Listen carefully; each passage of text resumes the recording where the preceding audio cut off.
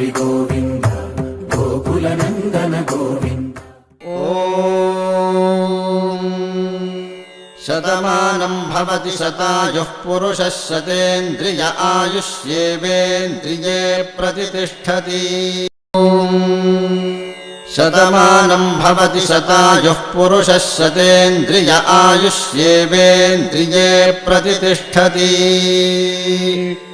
शतमानं भवति शतमानकं शतमानं भवति शतायुः शतायुर्भवति शतमानकं शतमानं भवति शतायुः शतमानमिति शतमानं भवति शतायुः शतायुर्भवति भवति शतायुः पुरुषः पुरुषः शतायुर्भवति भवति शतायुः पुरुषः शतायुः पुरुषः पुरुषः शतायुः शतायुः पुरुषः शतेन्द्रियः शतेन्द्रियः पुरुषः शतायुः शतायुः पुरुषः शतेन्द्रियः शतायुरिति शतायुः पुरुषः शतेन्द्रियः शतेन्द्रियः पुरुषः पुरुषः शतेन्द्रिय आयुष्यायुषि शतेन्द्रियः पुरुषः पुरुषः शतेन्द्रिय आयुषि शतेन्द्रिय आयुष्यायुषि शतेन्द्रियः शतेन्द्रिय आयुष्येवैवायुषि शतेन्द्रियः शतेन्द्रिय आयुष्येव शतेन्द्रिय इति शत